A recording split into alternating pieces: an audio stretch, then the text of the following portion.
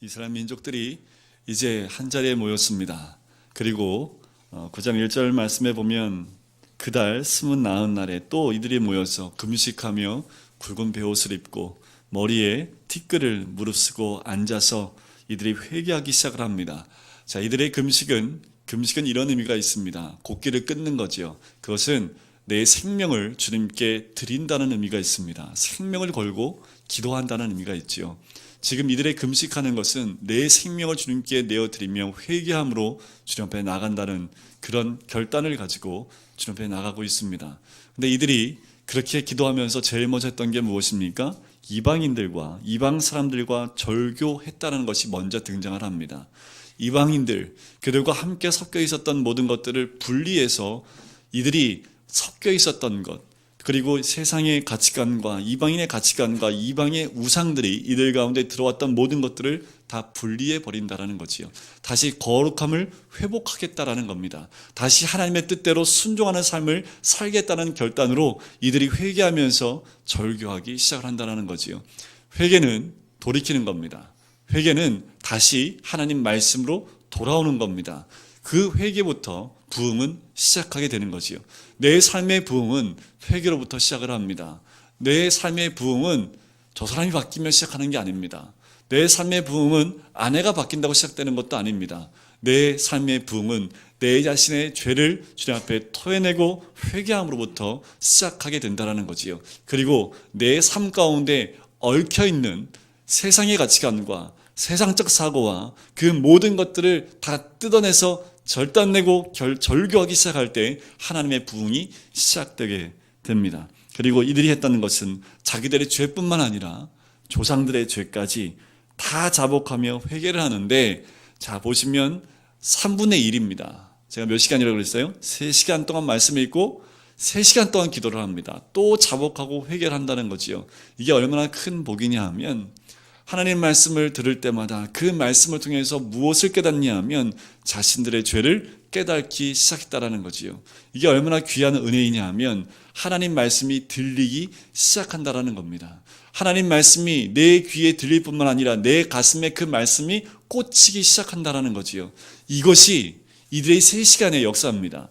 이들이 앉아 있을 수가 없었던 거죠. 하나님 말씀이 가슴에 콱콱 꽂히니까 이들이 앉아서 그 말씀을 들을 수가 없었던 겁니다. 3시간 동안 꼬박 서서 주의 말씀을 듣기 시작을 합니다. 그리고 3시간 동안 또 주님 앞에 자복하고 회개함으로 나가기 시작하면서부터 이들에게 열린 것이 무엇이냐 하면 하나님께 예배와 경배가 열리기 시작한다라는 거지요. 그리고 레위 사람들이 그 단에 올라가서 하나님께 부르짖고 기도하고 회개하면서 하나님이 허락하신 그 말씀을 선포하기 시작을 합니다. 자, 성경에서 보면요, 가장 많이 반복되어지는 말씀이 있는데 창조의 말씀보다 더 많이 반복되는 게 출애굽기의 말씀입니다. 성경 곳곳에 창세기 말씀보다는요, 애굽에서 나온 이스라엘 민족의 광야의 삶이 더 많이 나와요. 그래서 제가 무슨 세미나를 할게요? 광야 세미나를 했던 거예요. 왜냐하면 이 광야 세미나는 구속의 역사가 나와 있는 것이 광야 세미나입니다. 이스라엘 민족을 구속해가는 과정을 적고 있는 것이 출애굽과 광야의 삶을 통하여 가나안 땅으로 들어가는 그 여정을 통해서 구속의 과정을 쓰고 있다라는 거죠. 시편 곳곳에 이 말씀이 적혀 있습니다. 또한 신약에 넘어와도 예수 그리스도를 통해서 구약에 있었던 이 광야의 삶들에 대해서 이야기를 하고 사도 바울의 그 서신서에서도요, 끊임없이 반복돼서 나오는 것을 볼 수 있습니다. 그만큼 하나님이 중요하게 생각하시는 것이 창조도 중요하지만 죄된 우리를 구속해가는 그 구속의 여정과 과정이 중요하다라는 거지요. 그래서 다시 오늘 본문 말씀에도 이스라엘 민족을 구속하는 과정이 등장을 합니다. 9절 말씀에 보니까 주께서 우리 조상들이 애굽에서 고난받는 것을 감찰하시며 홍해에서 그들의 부르짖음을 들으시고 라고 나옵니다. 오늘도 우리를 감찰하시는 하나님인 줄 믿습니다. 오늘도 우리의 부르짖음에 들으시고 응답하시는 줄 믿습니다. 자, 이 9절 말씀은 이미 창세기 15장에서 횃불 언약을 하실 때 이스라엘 민족에 대한 그 이야기를 아브라함에게 언약하면서 이야기합니다. 400년 동안 이방에 객이 돼서 그들이 노예 생활을 하다가 다시 돌아와 땅을 차지할 것에 대해서 이미 말씀을 하지요. 그 애굽에서 고난을 받지만 하나님께서 그 고난 가운데 이 아브라함에게 주었던 이 언약의 말씀을 기억하고 계신다라는 겁니다. 자, 이 말씀이 시작하기 전에 아브라함을 먼저 보실 필요가 있습니다. 왜냐하면 이들을 기억하고 감찰했던 이유는, 그리고 이들의 부르짖음에 귀를 기울였던 이유는 아브라함 때문에 그렇습니다. 아브라함과의 그 언약을 하나님이 기억하셨기 때문이라는 거지요. 아브라함을 우리가 무엇이라고 얘기를 합니까? 믿음의 조상이지요. 자, 아브라함이 믿음의 조상이 되기까지 어떤 과정을 겪고 있는지 우리 주일마다 나누고 있잖아요. 그죠? 그런데 그 비하인드 스토리가 있습니다. 비하인드 스토리가 뭐냐 하면 이런 거예요. 그 아브라함이 살고 있는 그 땅 갈대아 우르에서 아브라함의 가족들이 함께 살고 있죠. 그죠? 그 가운데 하나님이 누구를 부르셨습니까? 아브라함을 부르셨죠. 여러분들 가족 가운데서 누구를 부르셨어요? 여러분들 가족 가운데서 누굴 부르셨냐고요? 아브라함 부르셨어요? 네. 나를 부르셨잖아요. 그죠? 그러면 하나님이 나를 부르셨다는 얘기는 나를 뭐 만들고 싶다고 말씀하시는 거예요? 믿음의 조상을 만들기 원하신다라는 겁니다. 여러분들 옆에 있는 분 보세요. 이분이 누군지 아십니까? 장차 아브라함 되실 분들입니다. 그러니까 그냥 보시면 안 돼요. 이분이 장차 아브라함이 돼서요. 이분을 통해서 어떤 일이 벌어지게 되냐 하면 아브라함이 믿음의 길을 가면서 얼마나 고난 가운데 있었을까요? 여러분들 믿지 않는 가정 가운데서 믿음을 지키기 위해서 고난과 고난을 겪었던 아마 그런 분들 있으실 겁니다. 믿지 않는 가정에서 태어나서 믿음을 지키기 위해서 고난 가운데 있었던 분들이 분명히 있을 겁니다. 그 믿음을 지킨다는 것 결코 쉽지 않습니다. 아브라함도 마찬가지라는 거지요. 혼자 하나님을 만났기 때문에 그 하나님을 믿는 것, 갈대아 우르는 월신을 믿습니다. 그러니까 월신인 것은 달의 신을 이들은 섬기고 있는데 그 불신 가정에서 하나님을 홀로 만나서 믿음을 지킨다는 것 결코 쉽지 않지요. 하지만 아브라함은 믿음을 지켜서 결국 몇 명까지 불어났습니까? 가나안에서 70명까지 불어났지요. 근데 그 70명이 애굽에 내려가서 몇 명까지 400년 동안 늘어난지 아시죠? 몇 명이 됩니까? 대략 200만 명. 그게 작은 숫자가 200만이고요. 학자들에 의하면 300만까지 봅니다. 그러니까 400년 동안 70명이 몇만 명이 된 거예요? 300만 명이 된 거죠. 어마어마한 숫자예요. 근데 그들의 조상으로 쭉 올라가면 누가 있어요? 아브라함이 있지요. 이 300만 명이 애굽에서 어떠한 고난을 받고 있었는지를 우리는 알고 있습니다. 노예의 삶을 살았지요. 그런데 그들을 기억했던 이유는 누굽니까? 저 위로 올라가서 아브라함 때문에 기억을 한다는 거지요. 그런데 우리 때문에 400년 후에 300만 명을 기억할 수 있다는 겁니다. 그럼 오늘 어떻게 사셔야 돼요? 오늘 좀 힘드셨죠? 그죠? 오늘 믿음 생활이 얼마나 힘드셨어요? 그죠? 이 자리에 나오기까지 얼마나 힘드셨습니까? 일단 마음 정리부터 힘들죠. 그 유혹하는 그 드라마를 벗어 던지고도 나와야 되고, 그죠? 그리고 어떤 분은 몰래 나오신 분도 아마 계실 겁니다. 그런데요, 그런 것들이 결국은 400년 후에 여러분들 300만 명이 하나님의 음성 가운데 기억되어지는 누구 때문에요? 지금 이 자리에 나와 있는 우리 각자 한 명 한 명 때문에 그런 역사가 일어나게 된 줄 믿습니다. 그래서 믿음의 조상이 대단한 겁니다. 그 믿음을 지키는 것, 지금 내가 믿음을 지키기 위해서 고난받는 것, 직장에서 내 믿음을 지키기 위해서 때로는 이런 얘기를 들었습니다. 뭐냐면 믿는 사람을 뽑을 때요, 그게 이력서에 보면은 종교란이 있잖아요, 그죠? 기독교라 쓰면 일단 마이너스 5점으로 시작한답니다. 왜 그런지 아세요? 일단 교회 다니면 뭐 안 먹어요? 술 안 먹지요. 술 안 먹는다는 얘기는 공동체의 모임 가운데 들어간다는 얘기예요? 빠진다는 얘기예요? 빠지죠. 그러니까 마이너스 5점을 일단 시작을 한대요. 그 얘기를 제가 들었어요. 인사과장.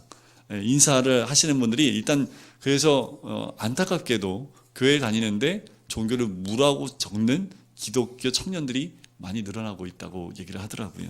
그만큼 사회에서도 우리가 믿음을 지켜나간다는 것 결코 쉬운 거 아닙니다. 사회에서 우리가 조금 믿음 때문에 고난을 당한다 할지라도 400년 후를 생각해야지요.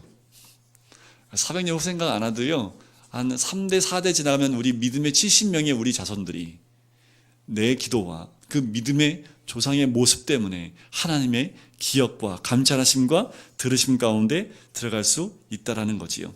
10절 말씀 한번 보실까요? 이적과 기사를 베푸사 바로와 그의 모든 신하와 그의 나라 온 백성을 치셨사오니 이는 그들이 우리의 조상들에게 교만하게 행함을 아셨습니다. 주께서 오늘과 같이 명예를 얻으셨나이다. 아브라함의 고난이 불신 가정에서 또한 믿지 않는 세상 가운데서 있었던 고난이었다면 그들의 자손들은 어떤 고난이었습니까? 애굽이라는 또 다른 세상에서 노예의 삶으로 겪는 고난이었지요. 믿음의 길에는 때로는 장르가 다른 고난이 있습니다. 서로가 당하는 고난의 장르가 달라요. 어떤 분은 믿지 않는 가정에 들어가서 믿음의 며느리로서 당하는 고난 가운데 있는 그 장르에 그냥 쫙 쓰면 정말 책 몇 권을 나올 만한 그 고난 가운데 있었던 며느리의 신앙이 있을 수 있지요. 또한 한 남성이 회사에 들어가서 믿음을 잃어버리지 않기 위해서 고군분투하는 그 모든 과정도 또 다른 장르의 고난일 수 있습니다. 우리 남자들이 자기가 갔던 군대가 제일 어려운 군대잖아요. 그죠? 그래서 남편들이 얘기하는 군대 얘기는요, 반만 믿으셔도 안 됩니다. 한 3분의 1만 인정하시고요. 나머지는 조금씩 살이 붙어서요. 결국은 다 떼내면 저처럼 돼요.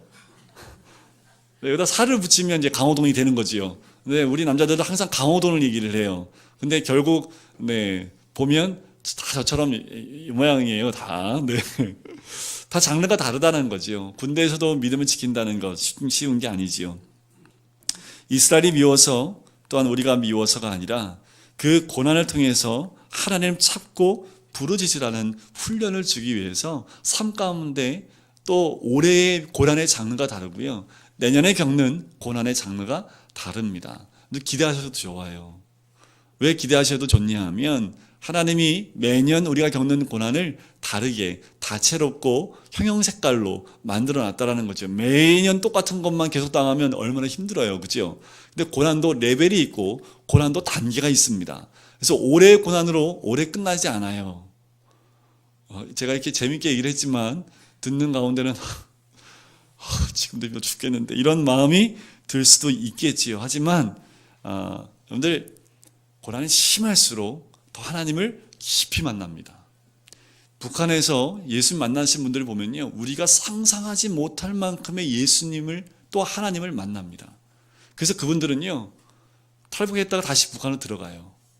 근데 그때 들어갈 때는요, 죽을 걸 생각하고 들어갑니다. 그만큼 고난의 깊이는 하나님과의 만남의 깊이와 다르다라는 거지요. 또 이렇게 보시면 돼요. 훈련을 많이 받고 고난 가운데 있었기 때문에 10가지 재앙을 이스라엘 민족은 어떻게 해요?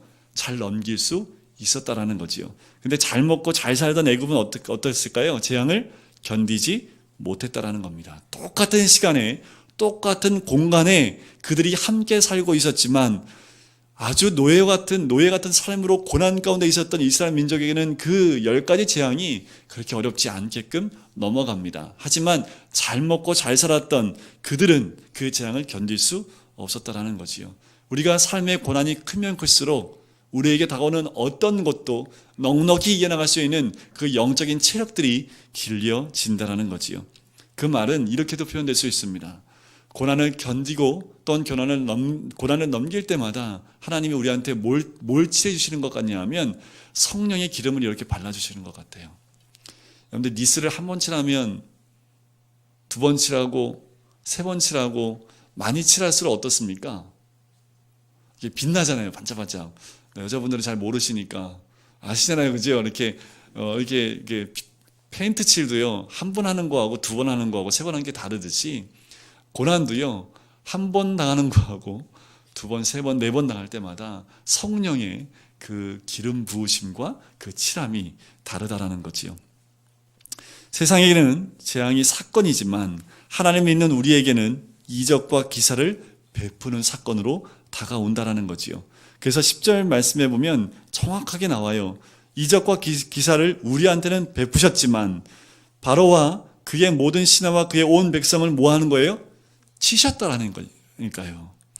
주를 믿고 하나님 믿는 주의 백성들에게는 이것은 베푸는 사건이지만 똑같은 사건이 세상 사람들, 세상의 가치관을 가진 사람들에게는 치시는 사건으로 다가올 수 있다는 겁니다. 여러분들 어떠십니까? 여러분들 삶 가운데 치시는 사건이 많아요? 베푸시는 사건이 많아요? 한번 보시면 만약에 하나님이 날 치시는 것 같아요. 그러면 빨리 세상적인 가치관을 내려놓으라는 말씀입니다.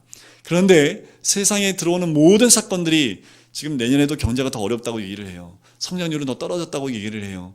모든 세상은 다 이렇게 치는 사건으로 오지만 믿음으로 보는 사람들은 그것이 되려 기적과 이사를 우리에게 베푸는 한 해가 될 수 있다라는 거지요. 어떻습니까? 내년에는 그 기대감이 있으셔야 됩니다.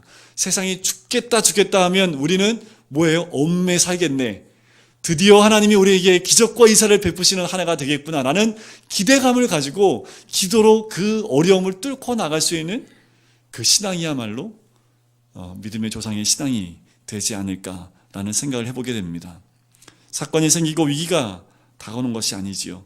되려 그것이 우리에게는 구원의 기회로 바꿔서 우리에게 다가온다라는 겁니다. 그들을 어떻게 인도했는지 11절과 12절 말씀을 같이 한번 읽어보겠습니다. 11절과 12절입니다. 시작. 또 주께서 우리 조상들 앞에서 바다를 갈라지게 하사 그들이 바다 가운데를 육지같이 통과하게 하시고 쫓아오는 자들을 돌을 구름 기둥으로 인도하시고 밤에는 불 기둥으로 그들이 행할 길을 그들에게 비추셨사오며. 자, 주께서요 우리 조상들 앞에서 뭘 갈라지게 했습니까? 바다를 갈라지게 했습니다. 여기서 바다는 어떤 의미일까요? 또 다른 고난과 열릴 수 없는 아픔과 열리지 못할 만한 사건들입니다. 나를 딱 가로막아서 더 이상 전진 못하게 하는 그 바다가 내 앞에 있다라는 거지요. 그런데 주께서 우리 조상들 앞에서 그것을 어떻게 해요? 갈라지게 했습니다. 여러분들 갈라져야 될 것들이 혹시 삶 가운데 있지 않으세요? 떠올려 보세요. 안 떠오르면 안 갈라집니다. 떠올려 보세요. 이거 갈라져야 되는데 했던 거 있으면 갈라질 뿐만 아니라 어떻게 했다? 육지같이 그 땅이 마른 땅으로 통과하게 하십니다. 내년 2017년도에는 갈라지는 역사가 있을 줄 믿습니다. 갈라질 뿐만 아니라 육지를 통과해요. 그런데 쫓아오는 자들은 어떻게 됩니까? 거기가 육지가 아니라 깊은 물에 던져지는 사건이 된다는 거지요. 우리에게 이런 믿음이 있었으면 좋겠습니다. 내 앞에 홍해와 바다와 같은 사건이 있으십니까? 기도하고 눈을 뜨는 순간 하나님이 그 바다를 쫙 갈라지게 하시는 역사가 우리 삶 가운데 있게 될 줄 믿습니다. 그리고 낮에는 구름 기둥으로 인도하시고 밤에는 불 기둥으로 그들을 비추셨다라고 말씀을 하지요. 지금도 변함없이 주님은 우리를 인도하고 계시고 우리의 삶을 비춰주시는 줄 믿습니다. 누구를 따라가는 사람들이요? 이 기둥을 따라가는 사람들이요. 세상을 따라가는 사람에게는 인도함이 없습니다. 세상의 가치관을 따라가는 사람에게는 그 비춰짐이 없습니다. 하지만 주님을 따라가는 이 기둥을 보고 가는 사람은 인도함과 비춰짐이 있다는 거지요. 어떤 것을 따라가고 계십니까? 2016년도는 어떤 것을 따라가는 삶을 사셨는지요? 이번 2016년도 한번 돌이켜보세요. 구름 기둥이 나를 인도했습니다. 불 기둥이 나를 비춰주셨네요. 이 고백이 우리의 고백이 되었으면 좋겠고요. 또한 2017년도에는 전부 다 나는 하나님이 이렇게 인도하셨는데, 하나님은 나를 이렇게 비춰주셨는데, 이런 고백이 우리의 삶 가운데 이 앞에 마이크 잡고 한 명씩 돌아가면서 밤새도록 나눴으면 좋겠습니다. 13절 말씀입니다. 또 시내산에 강림하시고 하늘에서부터 그들과 말씀하사 정직한 규례와 진정한 율법과 선한 율례와 계명을 그들에게 주셨다라는 거지요. 우리를 구원하신 주께서 영의 양식인 율법을 주십니다. 정직한 규례와 진정한 율법과 선한 율례와 계명을 주셔서 우리를 양육해 가신다는 거죠. 이것이 말씀입니다. 우리의 영을 양육하기 위해서 그 말씀을 주시겠다라는 거지요. 네 가지로 얘기하셨죠. 정직한 규례와 진정한 율법과 선한 율례와 계명을 우리에게 주신다라는 거지요. 왜냐하면 이 율법과 율례를 시내산에서 우리에게 주신 이유는 세상 애굽에서 벗어나 이제 하나님 백성이 되었으니 하나님의 법대로 살아가라는 말씀으로 이 말씀을 주셨다라는 거지요. 우리가 모일 때마다 말씀을 나누는 이유가 있습니다. 왜냐하면 이 말씀이 없으면 하나님 백성으로 우리가 어떻게 이 세상 가운데서 애굽 같은 세상 가운데 살아갈 수 있을까라는 답이 없어요. 세상의 가치관으로 세상의 법대로 살아가게 되면 이 세상 백성이지요. 하지만 우리는 하나님 백성이기에 하나님 백성답게 사는 것이 무엇인지가 어디에 나와 있습니까? 이 말씀에 나와 있는 거지요. 이 말씀을 내가 먹고 이 영양식을 먹을 때에 우리는 이제 세상에서 받는 것이 아니라 하나님 통해서 받는 하나님의 양식을 통해서 살아가게 된다는 거지요. 출애굽기가 중요한 또 하나의 이유는 바로 구원과 함께 이 말씀, 율법을 주셨기 때문에 중요합니다. 창세기에는 율법을 안 줘요. 창세기에도 모세가 썼기 때문에 중간중간 이 율법이란 말들이 툭툭 튀어나옵니다. 근데 율법에 대한 이야기가 나오지만 그 내용은 나오지 않아요. 왜냐하면 이 율법, 이 규례는 누구한테 필요한 겁니까? 구원받은 백성에게 필요한 거지요. 구원받지 않은 백성한테는 이 율법이 필요치 않습니다. 구원받은 백성에게 필요하지요. 그래서 구원받은 이스라엘 민족이 그들에게 주어진 말씀입니다. 설교에는요 여러 가지 유형이 있어요. 도덕적인 설교가 있고요, 윤리적인 설교가 있습니다. 이 도덕적이고 윤리적인 설교는요 안 믿는 사람이 들어도요 고개를 끄덕입니다. 맞아, 그렇게 살아야지. 그런데 이런 말씀이 있어요. 어떤 말씀이냐면 구속사적인 말씀이 있습니다. 근데 이 말씀을 들으면요 잘 이해를 못해요. 예수님 안 만나는 사람들은. 그런데 예수님 만나도 좀 아파요. 왜냐하면 오늘도 제가 뭔 얘기합니까? 무슨 얘기해요? 고난 얘기하잖아요. 그죠? 고난에도 장르가 있다고. 근데 이 고난 얘기하면 세상 사람들이 좋아해요? 안 좋아해요? 교회에서만 특별히 나눠지는 거예요. 불교도 이런 얘기 못해요. 그죠? 불교도 맨날 얘기하는 게 복 받으라는 거잖아요. 그죠? 그런데 고난이 복이라고 얘기하는 이유가 뭡니까? 그 고난을 통해서 누굴 만난다고요? 하나님 만나기 때문에. 우리가 설교 가운데 가장 중요한 것은 설교 가운데서 우리가 어떻게 구속되어져 왔고 하나님이 우리를 어떻게 구원해 가시는지를 이 말씀으로 깨달을 수만 있다면 그보다 더 좋은 말씀이 어디 있겠습니까?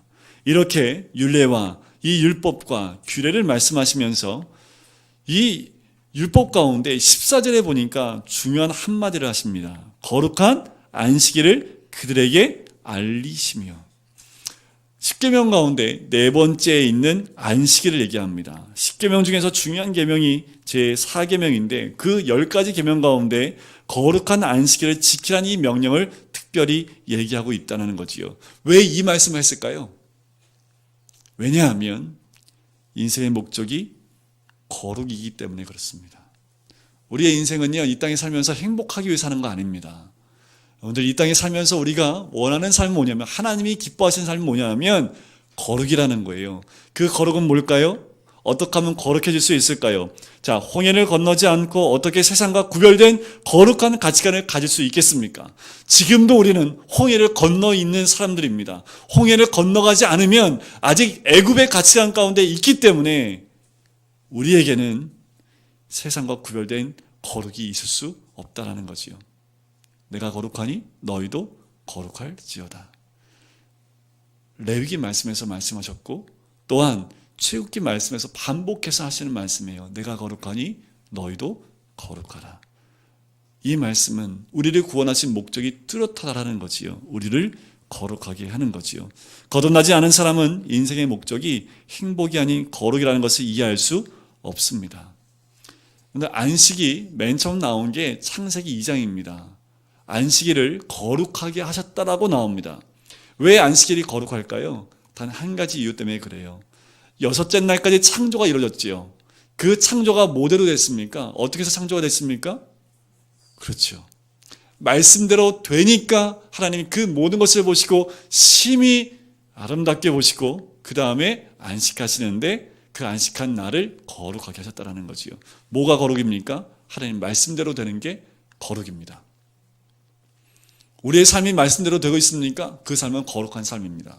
여러분들 가정이 말씀대로 돌아가고 있어요? 그 가정은 거룩한 가정입니다. 이 안식이라는 것은 일주일에 하루 나오는 그 거룩함이 아니라 내 모든 삶을 세상과 구별하여 구별된 가치관으로 매일 삶 가운데 그 거룩을 누리는 그 삶이 안식일의 참된 의미라는 거지요. 내 생각을 하나님의 뜻대로 바꾸는 것이 구별된 삶이고 안식을 누리는 삶입니다. 그러니까 계속해서 우리한테 하나님이 고난을 주시는 이유 중에 하나는 뭐냐면 네 생각을 바꿔서 하나님 뜻으로 바꾸라는 겁니다. 내 생각과 내 경험과 내 가치관을 하나님 뜻대로 바꾸는 그 삶이 구별된 삶이고 거룩한 삶이라, 바로 그것이 안식을 누리는 삶이라고 이야기하는 거지요. 그래서 안식일을 지키는 것은 삶의 변화로 나타나게 되어 있습니다. 그래서 여러분들 주일날 나오는 것은 형식이지요. 하지만 형식도 굉장히 중요해요. 왜냐하면 본질을 담고 있는 것이 형식이기 때문에. 그래서 안식일을 제정을 한 겁니다. 그래서 일주일에 하루는 안식일로 너희가 거룩하게 지키라라고 얘기하는 거죠. 그래서 성수주일을, 그래서 우리 초대교회 때는요, 목숨 걸고 지켰습니다. 지금도 그 전통이 내려오고 있죠. 그래서 우리 어르신들 다른 거 몰라도 이러면 좋겠어요. 안식일 날 놀러 가면 고기만 지진나고, 안식일 날 캠핑 가면 고기만 홍수나고, 안식일 날 필드 나가면 고기만 벼락치고, 그러면 우리가 어떻게 할까요? 주일날 딴 데 못 나가죠, 그죠? 근데 우리 하나님은 그러지 않으시지요. 그렇게 하지 않으십니다. 그러면 우리는 하나님한테 이렇게 모가지를 이렇게 매인 사람이지요. 하나님 그렇게 하지 않았습니다. 우리에게 자유함을 주셨지요. 하지만 어떤 것이 진정한 자유입니까? 하나님 말씀에 매여 있는 그 삶이 진정한 자유인 줄 믿습니다. 15절 말씀에 보면 이렇게 나옵니다. 그들의 굶주림 때문에 그들에게 양식을 주시며 그들의 목마름 때문에 그들에게 반석에서 물을 내시고 또 주께서 옛적에 손을 들어 맹세하시고 주겠다고 하신 땅을 그들에 들어가서 차지하라 말씀하셨사오나. 자, 보세요. 먼저 이게 순서가 이게 아니잖아요. 여러분들 출애굽기를 보면 홍해를 건너서 나오다가 물 떨어져 가지고 마라에 쓴 물을 단물로 바꾸셨죠. 그죠? 또 물 떨어져 갖고 반석을 쪼개서 물 주셨잖아요. 그 만나도 주셨죠. 그 다음에 간 곳이 시내산입니다. 근데 지금 여기 나오는 거 보면 시내산 얘기를 먼저 하고 그 다음에 양식과 물이 나오지요. 왜 순서를 이렇게 해놨을까요? 이 순서가 중요하기 때문에 그렇습니다. 영적 회복이 먼저라는 거예요. 영적인 회복이 먼저 있어야지 내 육의 회복이 임한다라는 겁니다. 그래서 내가 내 삶이 흐트러져 있습니까? 내 삶이 뭔가 꼬여 있어요? 그럼 제일 먼저 해야 될 게 뭡니까? 말씀은 내 영적인 부분이 먼저 해결되지 않으면 내 육의 문제, 사회 문제, 내 삶의, 내 사회생활의 모든 얽혀있던 것들이 다 풀어지지 않는다라는 겁니다. 중요한 건 내 영적인 부분들이 하나님과 먼저 제대로 서 있어야 됩니다. 그 다음 하나님이 양식을 주시고 또한 물을 주시겠다라고 말씀하는 거지요. 영의 양식으로 예배가 회복되면 육적인 것도 당연히 회복될 수밖에 없습니다. 모든 문제 해결은 예배 회복부터 시작한다라는 거지요. 바로 이 예배뿐만 아니라 내 삶 가운데 주님과 소통하고 주님과 대화하는 영적 예배가 회복될 때, 그때 다음부터는 하나님께서 육적으로 왜 육에 관계된 것들이 꼬이기 시작하냐면 내 생각, 내 욕심, 내 탐심이 들어가니까 그게 꼬이는 거지요. 그런데 하나님과의 관계가 올바로 딱 서 있으면 그 내 모든 욕심들이 사라지기 때문에 육적인 부분도 회복될 수밖에 없다라는 겁니다. 15절 맨 끝에 보세요. 이 한 단어 때문에 제가 가슴이 너무 아픕니다.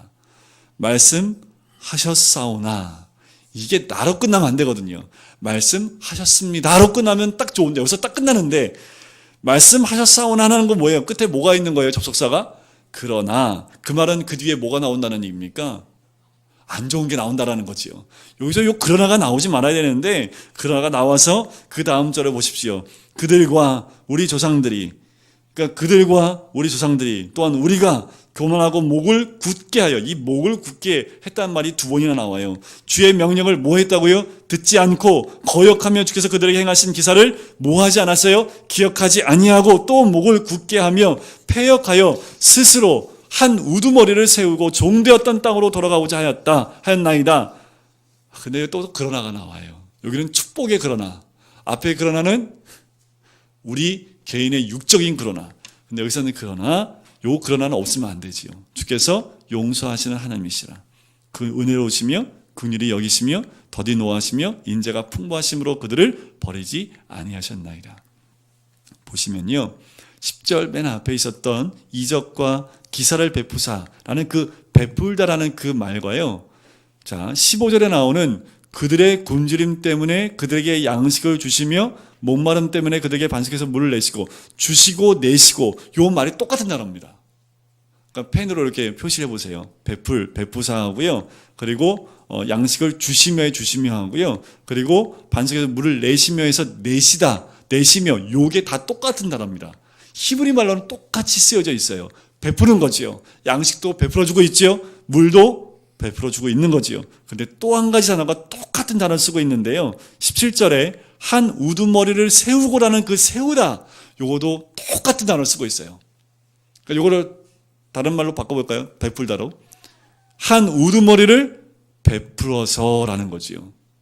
자, 하나님은 우리에게 베풀어 주시죠. 기적과 이사로, 또한 양식을, 물을 베풀어 주시는데, 거꾸로 우리는 하나님께 뭘 베풀어 드려요? 한 우두머리를 세워서 돌아가자라는 거죠. 어떠십니까? 왜 이 느헤미야가 똑같은 단어를 4번이나 썼을까? 하나님은 우리에게 끝없이 베풀어 주고 계신데, 우리 인간은 거꾸로 하나님께 어떻게 베풀어 드려요? 한 우두머리. 바로 누가 하나님이 되겠다라는 겁니까? 사람이 왕노릇 하겠다라는 거지요. 그리고 하나님의 구속사역 가운데 정면으로 맞서게 되는 거지요. 이때 이스라엘의 폐역에 분노하신 하나님이 이스라엘을 다 죽이겠다고 얘기합니다. 그리고 모세, 너를 통해서 다시 민족을 세우겠다라고 얘기를 하지요. 하지만 모세의 기도를 통해서 다시 하나님께서 그들을 가나안 땅으로 데리고 들어가시는데, 중요한 것은 그들이 40일을 1년으로 해서 40년 동안 광야에서 돌리면서 출애굽 1세대가 광야에서 다 죽을 때까지 40년을 걷게 하시지요. 그래서 이 말씀을 보면서 어떤 분이 이렇게 얘기하더라고요. 우리의 당한 일은 살아온 날의 결론이다. 이 말은 뭐냐면요, 이스라엘 민족의 1세대가 광야에서 다 죽은 것은요, 그들이 살아온 날의 결론이라는 거지요. 그럼에도 불구하고 우리 하나님은 긍휼과 은혜로 1세대가 죽었지만 그 다음 세대를 데리고 가나안으로 들어가는 거지요. 이런 의미가 있습니다. 왜 1세대를 광야에서 다 죽였을까? 그건 또 다른 은혜예요. 왜냐하면 그 다음 2세대와 3세대를 통해서 그 부모의 죄를 따르지 말고 하나님의 그 기사와 이적을 기억하라고 말씀하신 하나님의 긍휼이라는 거지요. 그들의 부모가 광야에서 죽는 것을 보고 슬프고 괴롭고 그들의 죄 때문에 죽는 모습을 그들의 눈으로 똑똑히 목도하면서 하나님이 그들에게 가나안 땅에 들어갈 때 너희 부모들처럼 그런 죄 가운데 있지 말라고 그들에게 알려주는 하나님의 긍휼이라는 거지요.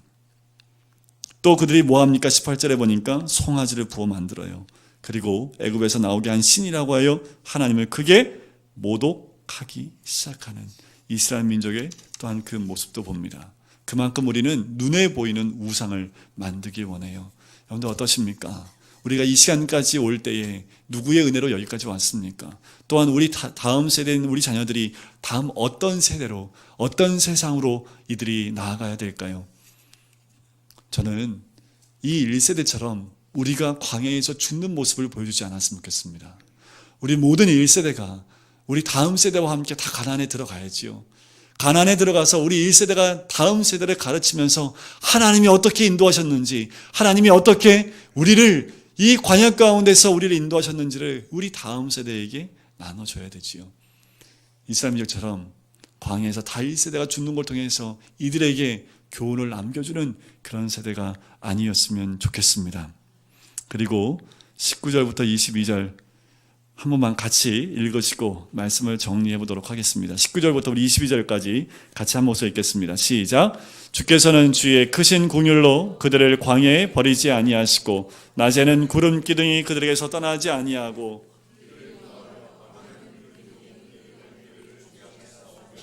또 주의 선한 영을 주사 그들을 가르치시며 주의 만나가 그들 입에서 끊어지지 않게 하시고 그들의 목마름을 인하여 그들에게 물을 주어 40년 동안 들에서 기르시되 부족함이 없게 하심으로 그의 옷이 헤어지지 아니하였고 발이 부르트지 아니하였사오며 또 나라들과 족속들을 그들에게 각각 나누어 주심에 그들이 시온의 땅 곧 헤스본 왕의 땅과 바산 왕 옥의 땅을 차지하였나이다.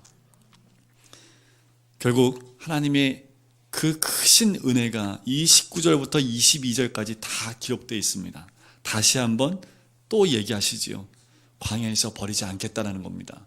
너희들이 그렇게 우상을 만들어 놓고 또한 한 왕을 세워서 한 우두머리를 세워서 돌아가자고 그렇게 원망하고 불평해도 하나님은 그 크신 긍휼로 광야에서 버리지 않으신다라는 거지요. 이게 은혜입니다.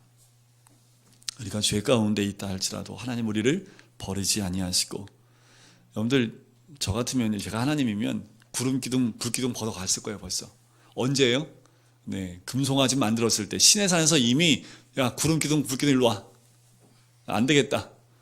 그러면 어떻게 해요? 시내에서 어떻게 출발해요? 구름 기둥 불 기둥 없는데. 그런데 아무리 원망을 10번 이상을 했는데도 구름 기둥과 불 기둥은 그대로 있습니다. 그들이 원망 불평했는데 그 다음날 만나가 안 내렸대요. 그래서 일주일 동안 금식했대요. 그런 말씀이 있습니까? 한 번도 그런 말씀이 없어요. 아무리 하나님께 원망 불평해도 그 다음날 뭐가 내려요? 만나가 내려요. 이게 하나님의 은혜지요. 누굴 보면 알아요? 저 보면 알지요. 여러분들 우리 각자의 삶 가운데 하나님께 죄진도 있잖아요. 그죠? 그래도 회사에서 안 잘렸잖아요. 그러지요? 그 일주일 이후에 들어올 거 다 들어오고 사는데 별 문제 없으셨잖아요. 그죠? 우리가 잘나서 그랬나요? 아니요. 하나님 우리 너무 사랑하시기 때문에 우리가 좀 죄를 져도 주시는 만나 걷어가지 않으십니다. 인도하시는 구름 기둥과 불 기둥 걷어가지 않으신다는 거지요. 아무리 하나님께 원망 불평하고 금송아지를 세워놨다 하더라도요, 옷도 헤어지지 않았고요, 발이 부르트지도 않았습니다. 그것이 하나님의 은혜라는 거지요. 그리고 우리 다음 세대들이 다 가나안 땅에 들어가서요, 하나님이 주신 각각 나눠주신 그 모든 땅들을 차지하게 된다라는 거지요. 이 은혜가 오늘 밤 나오신 우리 모든 성도님들에게 나눠지기를 간절히 소원합니다. 그래서 이들이 겪었던 이 모든 구속의 과정들을 보고 우리가 이렇게 살지 말자라는 거지요. 하나님은 긍휼이 풍성하셔서 우리의 죄 가운데서도 우리를 버리지 않는 분이지만 우리가 그 죄를 다시 반복해 드리는 그 잘못 가운데 가지 말자고, 이들이 이 레위 사람들이 일어나서 이들이 회개하며 나갈 때 우리 조상들의 잘못에 대해서 다시 한번 짚어보고 우리가 다시 그런 죄 가운데 가지 말자라고 이야기를 하는 겁니다. 우리 안에 예수 그리스도 그 한 분으로 우리 가운데 채워졌으면 좋겠습니다. 다른 것이 아닌 능력의 이름 예수, 구원의 이름 예수, 권능의 이름 그 예수님의 이름으로 우리의 삶이 채워지기를 주의 이름으로 간절히 축원드립니다. 우리 같이 찬양 드릴까요?